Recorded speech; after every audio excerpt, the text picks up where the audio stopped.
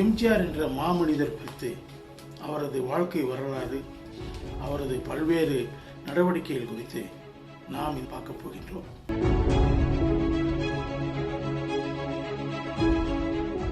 ஈழத் தமிழர்களுக்கு ஆதரவாக எம்ஜிஆர் அவர்கள் எடுத்த பல்வேறு போராட்டங்கள், நிலைப்பாடுகளுக்கு இணையாக வேற யாரும் ஒப்பீட்டளவில் நிற்க முடியாது. எம்ஜிஆர் குறித்து வைகோ அன்று திமுகவில் இருந்தபோது என்ன மதிப்பீடு செய்தார் என்றதை பார்த்தால் எம்ஜிஆரினுடைய ஈழத்தமிழர்களுக்கான கரிசனத்தை நாம் புரிந்து கொள்ள முடியும். எம்ஜிஆரது மனிதாபிமான நடவடிக்கைகள் காரணமாக இங்குள்ள தமிழர்கள் மட்டுமல்ல, ஈழத் தமிழர்களும் அவரை தெய்வமாக மதிக்க என்று வைகோ சொன்னார். எப்ப திமுகவில் இருந்தபோது அது எம்ஜிஆர் அவர்களை இப்ப சமீபத்தில் அவர் நினைவு நாள் வந்தபோது என்னுடைய நண்பர் ஒருவர் ஜாஃப்னா யாழ்ப்பாணம் போயிருந்தார். அவர் என்கிட்ட சொன்னாரு, எல்லா வீடுகளிலும் எல்லா தெருக்களிலும் எம்ஜிஆர் படத்தையும் பிரபாகரன் படத்தையும் வைத்து மாலை அணிவித்து அந்த மக்கள் வழிபட்டார்.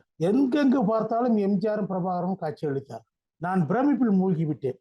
தமிழகத்தில் கூட ஓரளவு இருக்கிறது, தமிழகத்தில் கூட அந்த அளவுக்கு எம்ஜிஆர் போற்றப்படவில்லை என்று சொன்னார். அந்த அளவுக்கு எம்ஜிஆர் அவர்களுடைய புகழ் ஈழத்தமிழர்களுக்கு மத்தியிலே மிகப்பெரிய அளவில் இருந்தது, இன்றும் இருக்கிறது. இந்திரா காந்தி அவர்கள் ஆட்சியில் இருந்தவரை எம்ஜிஆர் அவர்கள் இந்திரா காந்தியுடன் கூட்டணியில் இருந்ததனால் தன் பலத்தை பிரயோகித்து ஈழத்தமிழர்களுக்கு, குறிப்பாக ஈழ போராளி குழுக்களுக்கு ஆதரவாக பல நடவடிக்கைகளை இந்திரா காந்தி அவர்கள் எடுப்பதற்கு அவர் ஆயத்தங்களை செய்தார். உதாரணமாக மிக சிறப்பு வாய்ந்த, வரலாற்று சிறப்பு வாய்ந்த திம்பு பேச்சுவார்த்தை இந்திரா காந்தியினுடைய நிர்பந்தத்தால் தான் இலங்கை அரசால் நடத்தப்பட்டது.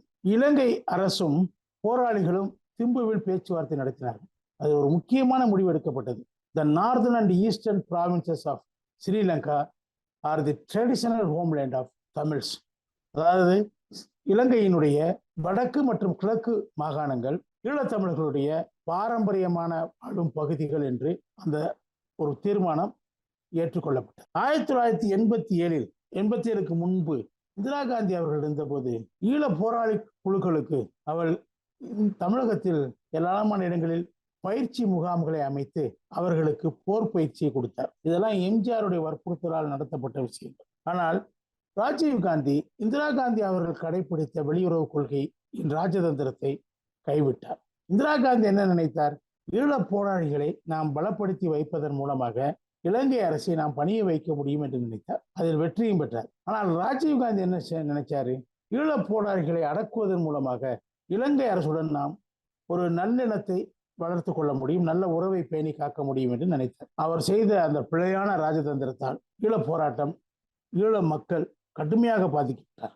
1987 ஈழ போராளி குழுக்களை கலந்து கொள்ளாமலேயே, குறிப்பாக அன்று பலம் வாய்ந்த விடுதலை புலிகள் இயக்க தலைவர் பிரபாகரனை கலந்து கொள்ளாமலேயே, அவர் ஒப்புதல் பெறாமலேயே ஜெயவர்தனையும் ராஜீவ்காந்தியும் இந்திய இலங்கை ஒப்பந்தத்தை, அந்த ஒப்பந்தத்தை பிரபாகரன் அவர்கள் ஏற்றுக்கொள்ள மறுத்தார். அவரை புதுடில்லிக்கு பேச்சுவார்த்தை என்ற பெயரில் அழைத்து அசோகா ஹோட்டலில் காவலில் வைத்தார் மத்திய அரசு. அவரை நிர்பந்தித்து பார்த்தார்கள், அவர் இணங்கவில்லை. அவர் இணங்க வேண்டும் என்றால், இந்த ஒப்பந்தத்தை அவர் ஏற்றுக்கொள்ள வேண்டும் என்றால் எம்ஜிஆர் அவர் சொன்னால் கேட்பார்னு சொன்ன உடனே எம்ஜிஆர் டெல்லிக்கு ராஜீவ்காந்தி வரவழைச்சார். எம்ஜிஆர் வெளியுறவு துறை செயலாளர் தீட்சித்துடன் பிரபாகரன், ஆண்டன் பாலசிங்கம் ஆகிய இருவரும் இருந்த அறைக்குள் சென்றார். பிரபாகரனிடம் கேட்டார், உங்களுக்கு என்ன பிரச்சனை இந்த ஒப்பந்தத்திலேன்னு கேட்டார். நாங்கள் தண்ணீரிடம் தான் தீர்வுன்னு முடிவுக்கு இறுதியாக வந்திருக்கிறோம், இருந்தாலும் இந்திய அரசாங்கத்தினுடைய இந்த ஒப்பந்தத்தை நாங்கள் ஏற்றுக்கொள்ள தயாராக தான் இருக்கிறோம், ஆனால் அதில் 1-2 திருத்தங்கள் எங்களுக்கு தேவைன்னு சொன்னாங்க. என்ன திருத்தம் என்று கேட்டபோது பிரபாகரன் என்ன சொன்னார்னா, வடக்கு கிழக்கு மாநிலங்கள்ல தனித்தனி தேர்தல் நடத்துவதாக, தனித்தனி முதல்வரை நியமிப்பதாக இந்த ஒப்பந்தத்தில் சொல்லப்பட்டிருக்கிறது. அந்த பகுதிகள் ஒரே பகுதி, அது தமிழர்களுடைய வாழ்விடம், பாரம்பரிய வாழ்விடம் என்று ஏற்கனவே திம்பு பேச்சுவார்த்தையில் ஒத்துக்கொள்ளப்பட்ட நிலையிலிருந்து அந்த ஒப்பந்தத்தில் அதற்கு எதிராக இருக்கிறது இந்த ஒப்பந்தம். எனவே இந்த ஒப்பந்தத்தில் திருத்தம் வேண்டும் என்று கேட்டார். அவர் சொன்ன திருத்தங்களை ராஜீவ்காந்தியிடம் எம்ஜிஆர் அவர்கள் கூறினார். அப்போது அந்த பேச்சுவார்த்தை நடந்து கொண்டிருந்த போதே வெளியுறவு செயலாளர் தீட்சித் அவர்கள் மிக கோபமாக எம்ஜிஆரிடம் விடுதலை புலிகளை பற்றி, பிரபாகரனை பற்றி, ஆண்டன் பாலசிங்கத்தை பற்றி கடுமையான வார்த்தைகளில் விமர்சனம். எம்ஜிஆருக்கு படுகோபம் வந்துவிட்டது. வெளியுறவு செயலாளர், நீங்க வெளியே போய் நில்லுங்க, நான் கூப்பிடுறேன்னு சொல்லி அதுக்கு பின்னாடி ராஜீவ்காந்திட்ட பேசி அந்த ஒப்பந்தத்தில் அந்த திருத்தங்களை ராஜீவ்காந்தி ஏற்றுக்கிட்டு அதற்கான ஒரு கடிதத்தையும் அனுப்பிச்சார். ஜெயவர்தனையோட பேசிட்டு அந்த ஒப்பந்தங்களை ஏற்றுக்கொள்வது என்று, திருத்தங்களை ஏற்றுக்கொள்வது என்று அது திருத்தங்கள் அடங்கிய ஒப்பந்தத்தினுடைய நகலை எம்ஜிஆருக்கு அனுப்பிச்சு வச்சாரு. அதற்கு பின்னால் நாங்கள் இந்த ஒப்பந்தத்தின்படி நடக்கிறோம், இந்த ஒப்பந்தத்தை ஏற்றுக்கொண்டு இதை நடைமுறைப்படுத்துவதற்கான ஆவணங்களை செய்கிறோம் என்று கூறிவிட்டு பிரபாகரன் இலங்கைக்கு போனார், யாழ்ப்பாணத்துக்கு போனார். ஆனால் அந்த திருத்தப்பட்ட விதிகள் அந்த ஒப்பந்தத்தில் இடம்பெறவில்லை. இறுதியாக இதனுடைய விளைவாக ஆயுதங்களை ஒப்படைக்க வேண்டும், இலங்கை இராணுவமும் ஒப்படைக்க வேண்டும், தமிழர் பகுதியில் இருக்கக்கூடிய இலங்கை இராணுவமும் ஒப்படைக்க வேண்டும், போராளிகளும் ஒப்படைக்க வேண்டும். விடுதலை புலிகளிடம் ரொம்ப ஆயுதங்கள் இருந்தது. அந்த ஆயுதங்களை எல்லாம் கொஞ்சம் கொஞ்சமாக அவர் அமைதிப்படையிடம் ஒப்படைத்துக் கொண்டிருந்தார். பிரபாகரன் அவர்கள் நேரிலே வந்து ஒப்படைத்துக் கொண்டிருந்தார். ஒரு கட்டத்தில் ஈழ போராளிகள் எல்டிடி அமைப்பை சேர்ந்த 17 கர்னல்கள், அவர்கள்லாம் பிரபாகரனுக்கு அடுத்த ரேங்க்ல இருக்கக்கூடிய முன்னணி படை வீரர்கள், அவங்க இந்தியாவிலிருந்து இலங்கைக்கு திரும்பி கொண்டு யாழ்ப்பாணத்துக்கு திரும்பி கொண்டிருந்த நேரத்தில் கப்பல்ல அந்த கப்பலை வழிமறித்து அவர்கள் ஆயுதங்கள் கொண்டு வந்ததாக பொய்யாக ஒரு குற்றச்சாட்டை சொல்லி ஜெயவர்தனையுடைய இராணுவம் அவர்களை கைது செய்து ஜாஃப்னாவை கொண்டு வந்தாங்க. அவர்களை விடுதலை செய்ய வேண்டும் என்று திலீபன் உண்ணாவிரதம் வந்தார். ராஜீவ்காந்திக்கும் எம்ஜிஆருக்கும் பிரபாகரன் வேண்டுகோள் விடுத்தார். அவர்களை எதுவும் செய்துவிடக்கூடாது, அவர்களை விசாரிப்பதென்றாலும் இங்கேயே வைத்து விசாரிக்க வேண்டும், அவர்களை இலங்கைக்கு கொண்டு செல்லக்கூடாது என்ற கோரிக்கையை பிரதானமாக பிரபாகரன் வைத்தார். எம்ஜிஆர் அதை வலியுறுத்தினார். ஆனால் ராஜீவ்காந்தி அதற்கு இணங்கவில்லை. ஜெயவர்தனா வலியுறுத்தியபடி அவர்களை ஒப்பந்தத்தை மீறிய குற்றம் என்று சொல்லி ஆயுதம் கொண்டு வராது அவர்களை ஆயுதம் கொண்டு வந்ததாக போய் குற்றச்சாட்டு சுமத்தி இலங்கை இராணுவத்தின் ஆயுதங்களை அவர்கள் கப்பலில் போட்டு அவர்களை விசாரணைக்காக கொழும்புக்கு செல்வதற்கு கூட்டிச் செல்வதற்கு தயாரானார். அப்போது பலாலி விமான நிலையத்தில் அந்த போராளிகளை ஏற்றி சென்ற விமானத்தை தடுத்து நிறுத்தியது யாருன்னா இந்திய அமைதிப்படை. ஆனா ராஜீவ்காந்திக்கு தகவல் போன உடனே அவர் இந்திய அமைதிப்படையை நீங்க அந்த இடத்தை விட்டு அகன்று விடுங்கள், அந்த விமானம் இலங்கைக்கு செல்வதற்கு அனுமதிகள் சொன்னார். அப்ப அவங்க அந்த போராளிகள் 17 பேரும் சயனைடு விஷயத்தை சாப்பிட்டு அந்த இடத்துல செத்து போயிட்டாங்க. இது எல்டிடிக்கு மிகப்பெரிய இழப்பு.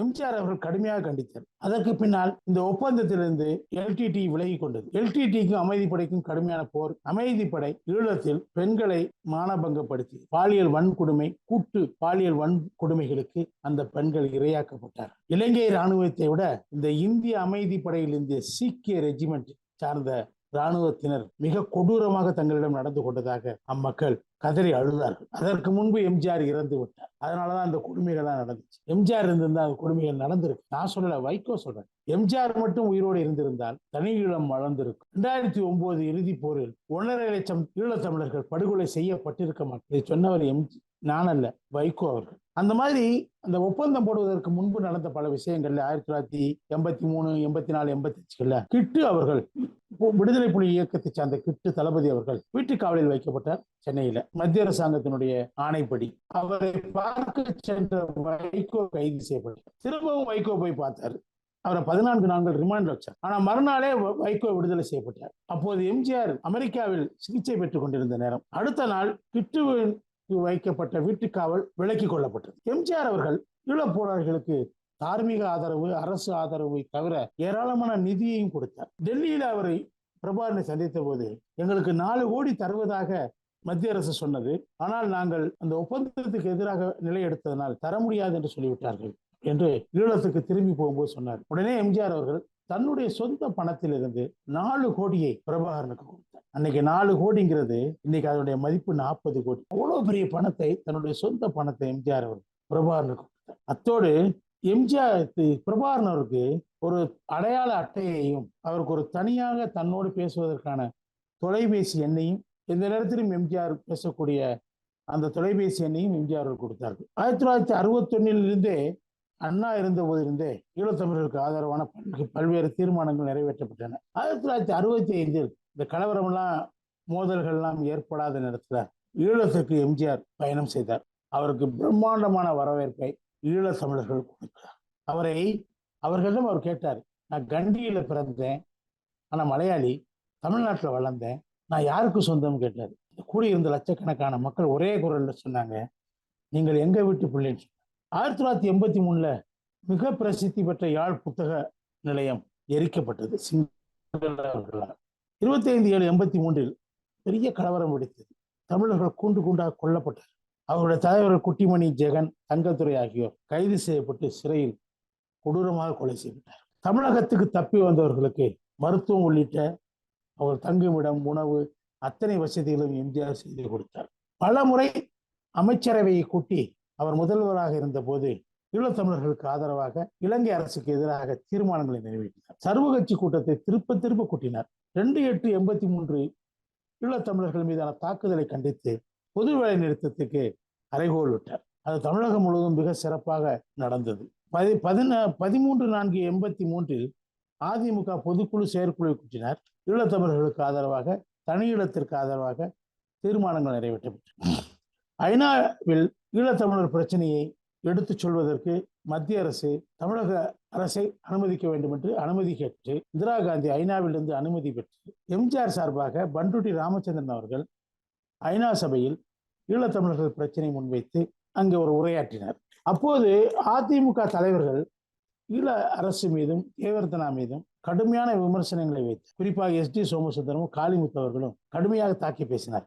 அமைச்சரவையில் காங்கிரஸ் கட்சி உறுப்பினர்கள் இதற்கு எதிராக கடும் ஆட்சேபனையை தெரிவித்தார். உங்கள் ஆட்சிக்கு ஆபத்து இதனால் வர முடியும் என்று சொன்னார். ஆனால் இந்திய அரசமைப்பு சட்டத்தின் வரம்புகளை மீறி இந்திய அரசமைப்பு சட்டம் தனக்கு கொடுக்காத அதிகாரத்தை கையில் எடுத்துக்கொண்டு எம்ஜிஆர் துணிச்சலாக பதில் சொன்னார். அப்படி ஒரு நிலைமை ஏற்பட்டு இந்த ஆட்சி கவிழுமானால் அதற்காக நான் வருத்தப்பட மாட்டேன். அதற்காக மத்திய அரசிடம் நான் பணிந்து செல்ல மாட்டேன். ஈழத்தமிழர்கள் பிரச்சனையில் முன்வைத்த காலை பின் வைக்க மாட்டேன் என்று திரும்பவும் உறுதியாக சட்டமன்றத்திலேயே அறிவித்தார். சட்டமன்றத்தில் ஜெயவர்தனாவை பெயரை குறிப்பிட்டு அவருக்கு எதிராக அவரை எச்சரிக்கை செய்து ஒரு தீர்மானத்தை எம்ஜிஆர் முதல்வராக இருந்தபோது நிறைவேற்றினார். 12/10/83 அன்று சென்னையில் ஈழத்தமிழர்களுக்கு ஆதரவாக மாபெரும் பேரணியை நடத்தினார். திரும்ப அவர் ஈழத்தமிழர்களுக்கு ஆதரவாக சர்வகட்சி கூட்டத்தையும் கூட்டினார்.